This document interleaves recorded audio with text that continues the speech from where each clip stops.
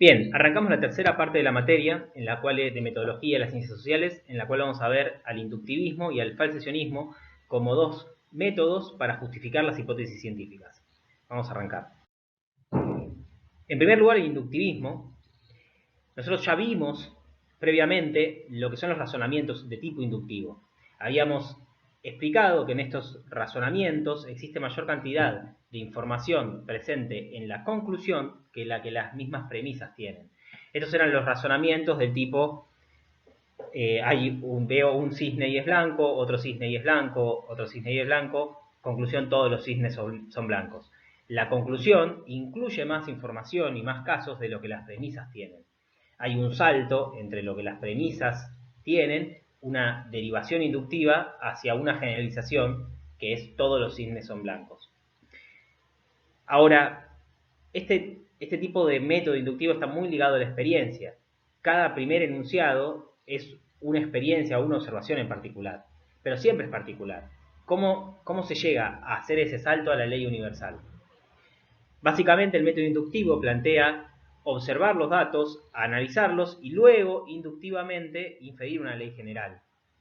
Este método fue muy llevado adelante por dos grandes filósofos, uno del siglo XVI que era Francis Bacon, y en el siglo XIX ya John Stuart Mill lo planteó más formalmente como un método que permitía justificar las hipótesis científicas.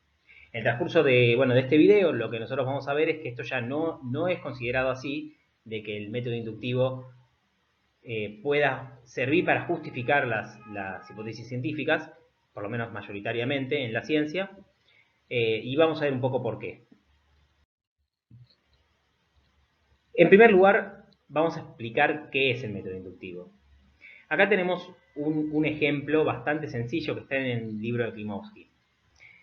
Si nosotros decimos A tiene propiedad P, B tiene propiedad P, C tiene propiedad P, D tiene propiedad P, siendo A, B, C y D todos de la misma clase, supongamos en este caso la clase Q, entonces podemos generalizar para todo X, si X pertenece a Q, es un Q, entonces X tiene la propiedad P.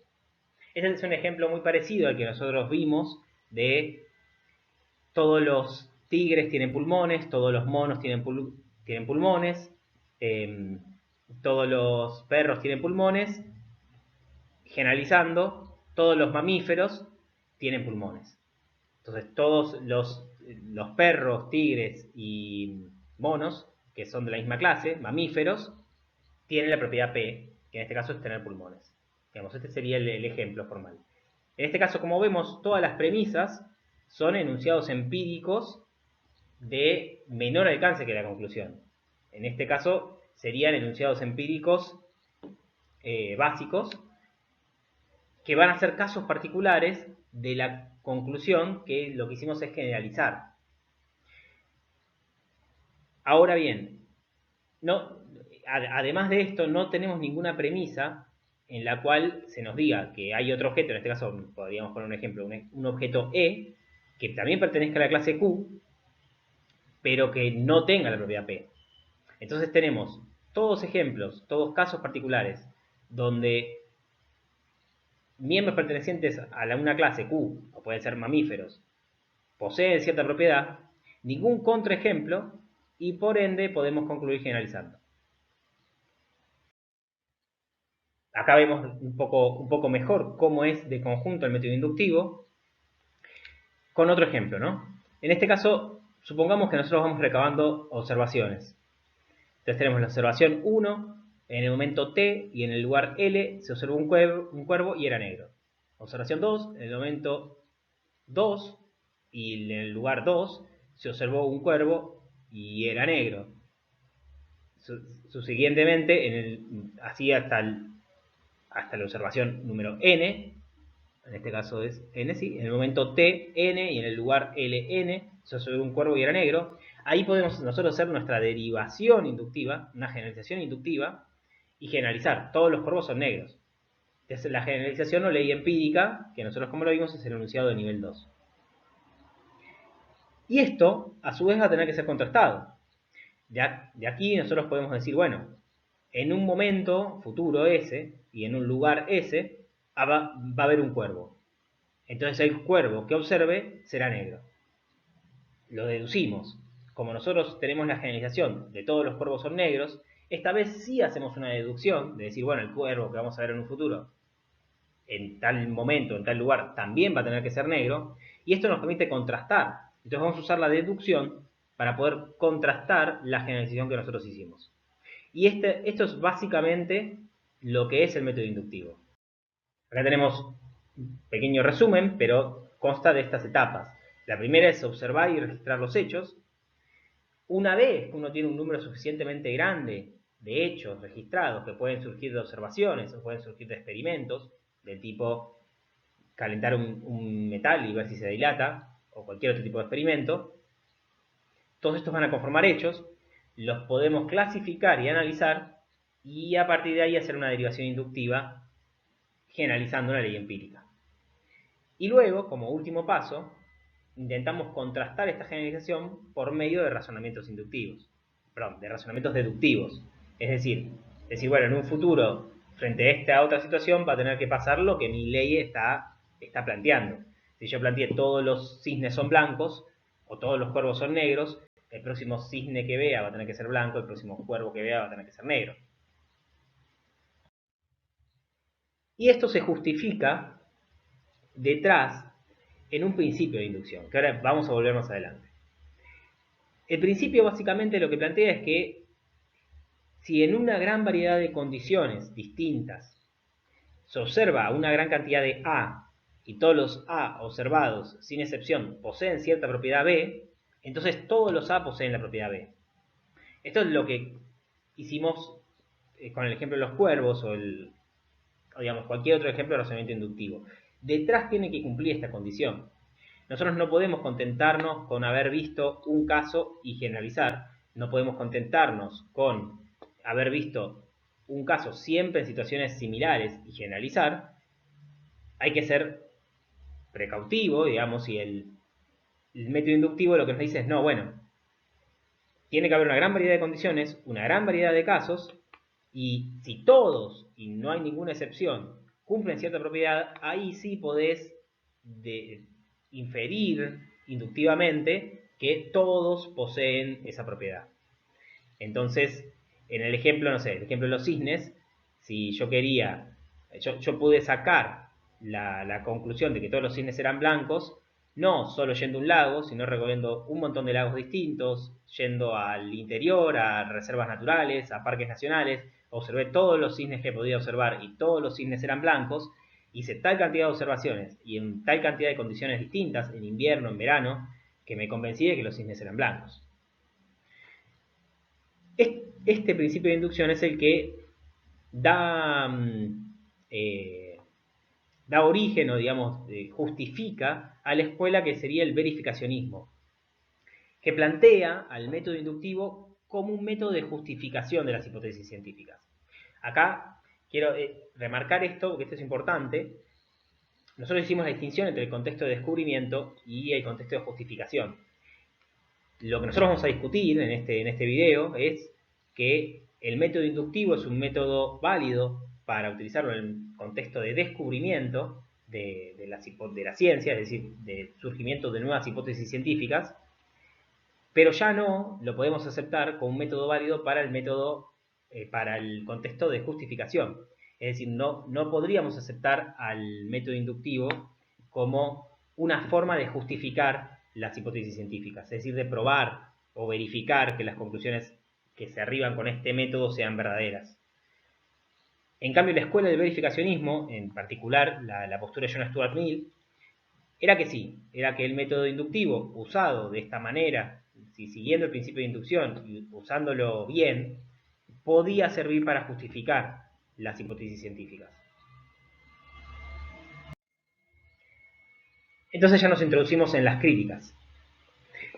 Básicamente, lo primero que ustedes van a notar, o esto que ya lo habíamos conversado anteriormente, es que el método inductivo no puede utilizarse para realizar enunciados teóricos.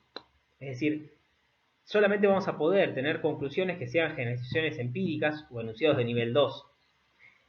Los enunciados teóricos, este es un problema que ya vimos cuando vimos el tema de los enunciados, para pasar de una generación empírica a un enunciado teórico, hay un salto. Hay un salto que implica un proceso creativo, implica una modelización. Los enunciados teóricos en sí surgen de facultades creativas o de la imaginación del científico que diseña modelos o estructuras que intentan replicar la realidad, explicar lo que ve en la realidad y que eventualmente, si esto no funciona, se pueden descartar. Digamos, estos son los enunciados teóricos. Evidentemente, del método inductivo no puede surgir un enunciado teórico, porque el método inductivo, más allá de que tiene distintas premisas y esas premisas, en la conclusión, agrega información a lo que figuraba en las premisas, nunca esa información que va a agregar puede ser un término teórico nuevo. Es decir, si en las premisas no había términos teóricos, no puede haber un término teórico distinto en la conclusión. Por la misma naturaleza del método inductivo.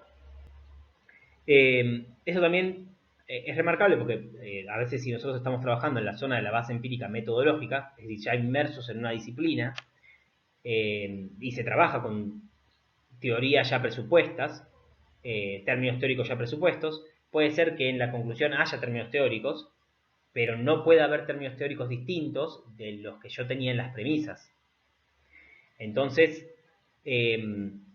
este punto es remarcable porque el método inductivo, al fin y al cabo, que solamente consiste en observar los datos, clasificarlos y a partir de ahí deducir una generalización, en realidad puede ser realizado casi mecánicamente, con ayuda de máquinas, digamos, o de computadoras, y no necesariamente implica un proceso creativo, que es el paso enunciado teórico.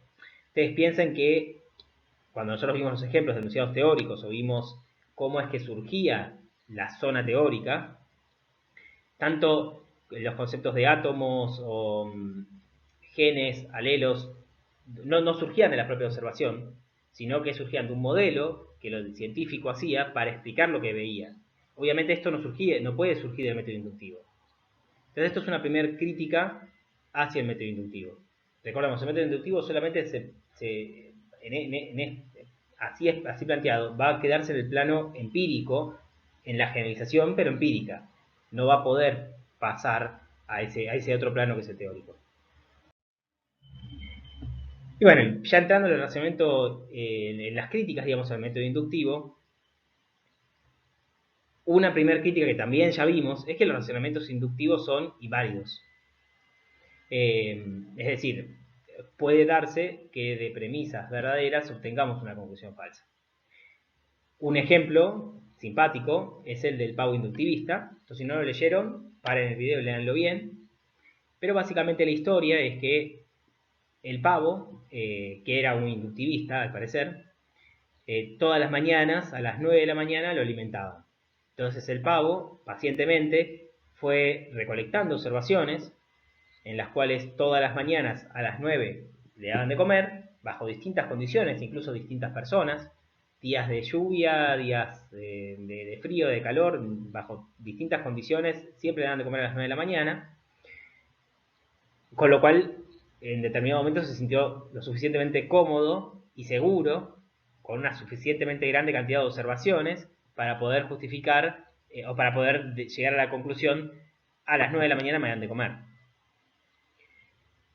Y lo que pasó en la víspera de Navidad es que a las 9 de la mañana lo llamaron, pero le cortaron el cuello y lo sirvieron para la cena, digamos, lo usaron para comer a él. Bueno, esta historia es simpática porque en sí nos muestra los límites del método inductivo. Cuando uno tiene una cantidad suficientemente grande de observaciones, nunca puede estar seguro de que igual la conclusión va a ser verdadera. Entonces, premisas verdaderas nos pueden llevar a una conclusión falsa. Por eso el razonamiento inductivo no es válido. Volvemos al tema del principio de inducción. Como vimos, las inferencias inductivas, esta derivación inductiva, agregan información que no estaba en las premisas. Y esto, en sí, es una ventaja en la ciencia, porque recordemos el tipo de razonamientos deductivos. El tipo, Sócrates, todos los hombres son mortales, Sócrates es un hombre, por ende Sócrates es mortal. Ese es un razonamiento deductivo. La forma lógica nos dice que ese razonamiento es correcto, el razonamiento es válido, y que siempre que tengamos premisas verdaderas vamos a llegar a una conclusión verdadera.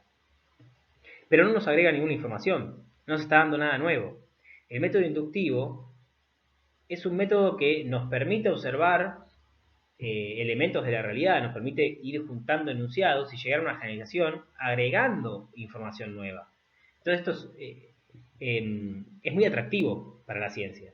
El problema es que esto que es una ventaja abre la posibilidad del error, como lo vimos anteriormente, con el ejemplo sencillo del pavo. Entonces podemos pensar que, y este es el tema, podemos pensar que existe un principio de inducción como el que vimos antes, que lo podríamos utilizar como una regla, como un principio para fundamentar los razonamientos inductivos.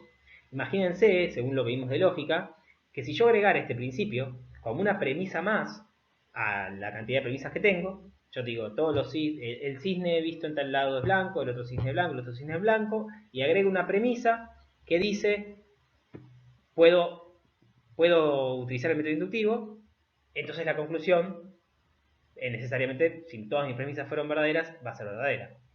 El problema es que este principio que yo quisiera agregar como premisa para poder justificar mi conclusión es muy difícil de justificar a su vez. Un principio como lo da Popper es una versión muy similar al que vimos anteriormente. Popper no, Klimovsky dice, en toda ocasión que dispongamos de una generalización de la cual tenemos un número suficientemente grande de casos verificados y ningún caso refutado, puede darse la conclusión general el carácter de proposición verificada. Si esto sería el principio de inducción. Si este principio de inducción fuera verdadero, podríamos ingresarlo en los razonamientos inductivos y llegar, por ende, a una conclusión verdadera. Lo agregaríamos como una premisa más. Pero el problema es que no es posible usar ese razonamiento, usar ese principio de inducción o justificar que ese principio de inducción sea válido. Entonces, planteando este problema de cómo fundamentar el principio de inducción, es que Popper se refirió a lo que es el teorema de Fries. Fries era un filósofo alemán que se planteó que para este mismo problema de cómo fundamentar la inducción, y básicamente él dijo hay tres formas de fundamentar la inducción. Una es lógicamente, dogmáticamente o empíricamente. Si con ninguna de las tres lo podemos fundamentar, entonces no se puede fundamentar directamente el principio de inducción. Y lo que vamos a ver acá es la forma en que Popper lo generalizó. Popper lo difundió, digamos. Y lo llamó trilema de Fries. Básicamente la primera opción, lógicamente, es si la inducción es un razonamiento válido, entonces el principio de inducción es válido. Está bien. La opción 2 es dogmáticamente. Es que, bueno, el principio de inducción es evidente, es simple, es una verdad autoevidente, es autojustificable por sí misma. La opción 3 es empíricamente. Bueno, es decir, bueno, el principio de inducción me sirvió siempre lo usamos, siempre sirvió, por ende, como en el pasado siempre funcionó, funciona. Y fíjense, presten atención a esta forma que tiene este razonamiento, que sería, la inducción funcionó exitosamente en el caso A, la inducción funcionó exitosamente en el caso B, la inducción funcionó exitosamente en el caso C, y así sucesivamente. Por ende, podemos concluir generalizando, la inducción es siempre exitosa. Y por ende, el principio de inducción está justificado. Entonces, ahora les pregunto a ustedes, ¿cómo responderían a cada uno de estos tres argumentos? Ahora vamos a ver por qué los tres argumentos pueden ser rechazados, las tres opciones, pero antes quiero que ustedes lo piensen, si quieren parar el video un poco, piensen ustedes cómo responderían a estos tres argumentos. Bien, lo primero que hay que plantear es, con el principio de inducción, recuerden que el principio de inducción plantea, una vez que vemos una cantidad de casos lo suficientemente grande y ningún caso está refutado, entonces podemos generalizar y concluir que todos los casos poseen esa propiedad, ¿no? El primer problema que nos planteamos es qué es suficientemente grande. Porque básicamente cualquier conjunto finito, comparado con un conjunto infinito, es pequeño, es absurdamente pequeño, comparado con un conjunto infinito. Entonces, vamos a ver la primera opción, para dejar esto en claro. Lógicamente, ya vimos que el razonamiento inductivo no es válido. De nuevo hay un ejemplo bastante simpático que da Klimovsky en el libro, que dice que contratan a un científico y lo ponen a hacer una investigación. El científico no tenía muy bien qué investigar, entonces dice, bueno, voy a ver los números. Empieza lentamente a recabar observaciones y dice, bueno, el número 1 es menor que 1.000.000. El número 2 es menor que 1.000.000. El número 3 es menor que 1.000.000. Y así lo tienen trabajando durante un par de semanas, hasta que en un momento dicen, bueno, termina la investigación, publica tus conclusiones. Él revisa sus datos, los analiza, los ordena y dice, bueno, tengo 500, llega hasta 500.000 observaciones. Llega hasta la observación, el número 500.000 es menor que 1.000.000. Y dice, bueno, evidentemente, siguiendo el principio de inducción, puedo decir, ya tengo un número suficientemente grande de observaciones.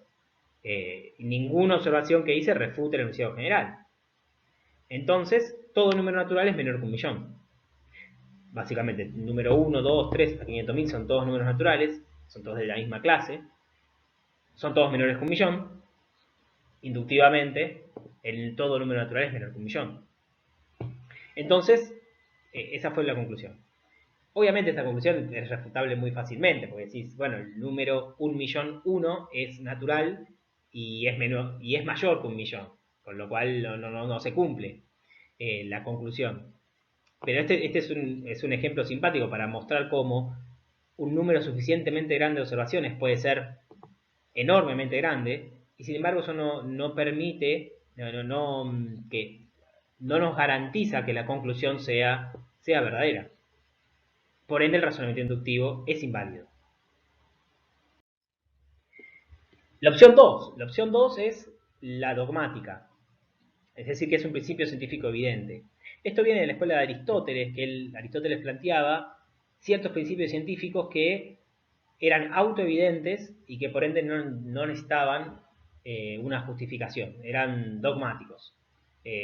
Esto fue criticado en la historia de la ciencia y evidentemente lo que la historia de la ciencia nos muestra es que no se puede tomar a un principio científico como evidente y justificable por eso, porque tranquilamente puede ser un error, un prejuicio. La Tierra, el Sol gira alrededor de la Tierra y parece evidente, y sin embargo no se puede tomar eso como una evidencia. eh, no se puede concluir necesariamente que eso es verdad, porque finalmente en la historia de la ciencia descubrimos que no. Entonces, no nos contentamos con tomar el principio de inducción como una verdad manifiesta o una verdad obvia. La opción 3 es empíricamente, que es la que vimos. Es decir, bueno, el método inductivo siempre funcionó en el pasado, entonces va a funcionar en el futuro y funciona. De principio existen ejemplos históricos en que las inducciones fallan. O sea, bueno, de hecho todos los ejemplos que estamos viendo son inducciones que fallan, como le pasó al pobre pavo. Pero además, la forma que tiene de justificar esto es un círculo vicioso. Ustedes habrán podido dar cuenta, como vimos en el ejemplo, de cómo se justifica empíricamente este principio de inducción, que lo que estamos haciendo es utilizar el método inductivo para querer justificar el propio método inductivo. Estamos haciendo un razonamiento circular. Si nosotros dijéramos, la inducción funcionó en este caso, la inducción funcionó en este otro caso, la inducción funcionó en este otro caso, y quisiéramos concluir que la inducción funciona siempre, tendríamos que agregar otra premisa que sea el principio de inducción. Es decir, quisiéramos justificar el principio de inducción utilizando como premisa al mismo principio de inducción. Entonces, esto no se puede hacer, esto es incorrecto.